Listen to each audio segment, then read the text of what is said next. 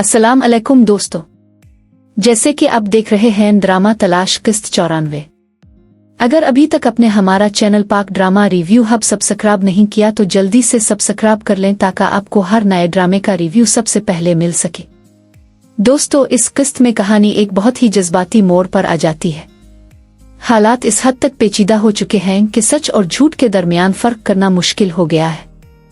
किस्त के आगाज में हमें किशमिला और वसीम के दरमियान एक अहम गुफ्तगू देखने को मिलती है।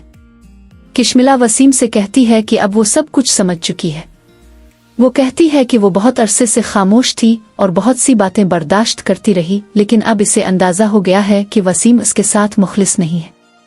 वसीम ये सुनकर हैरान रह जाता है और कहता है कि तुम ऐसा कैसे सोच सकती हो, लेकिन किशमिला बहुत मजबूत लहजे में जवाब देती है कि अब उन दोनों के दरमियान न कोई रिश्ता बाकी रहा है और न ही मोहब्बत।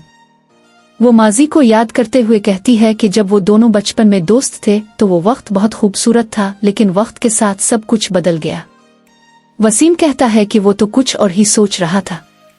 इसका ख्याल था कि एक दिन किशमिला उसके पास आएगी और वो इससे निकाह करके नई जिंदगी शुरू करेंगे, मगर किशमिला अब मजीद कुछ सुनने के लिए तैयार नहीं।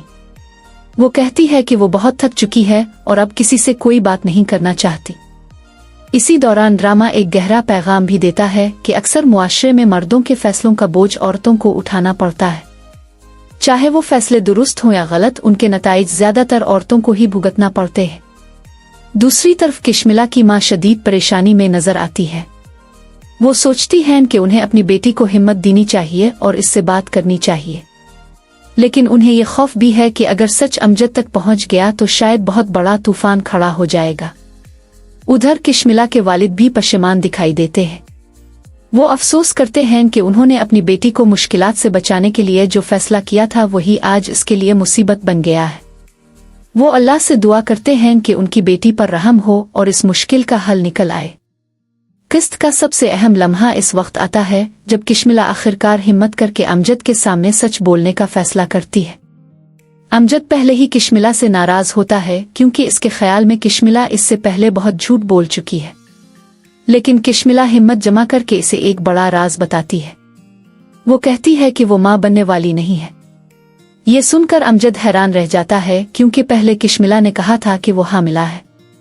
फिर किशमिला बताती है कि किस तरह वसीम और चांद ने इसे अमजद के खिलाफ इस्तेमाल किया।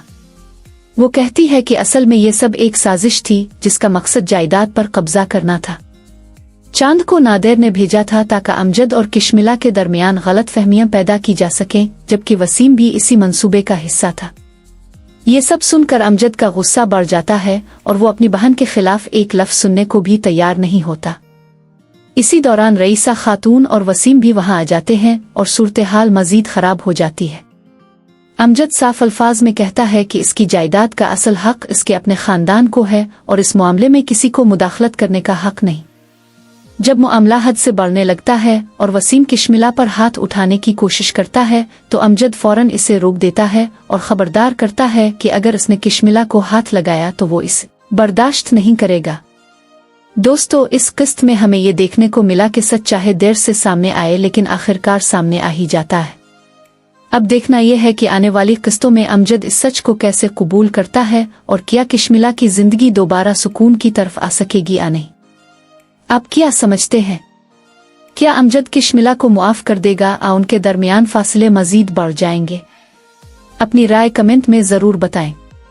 अगर आपको हमारा रिव्यू पसंद आए तो वीडियो को लाइक करें, शेयर करें और चैनल पाक ड्रामा रिव्यू हब को सब्सक्राइब करना मत भूलिएगा।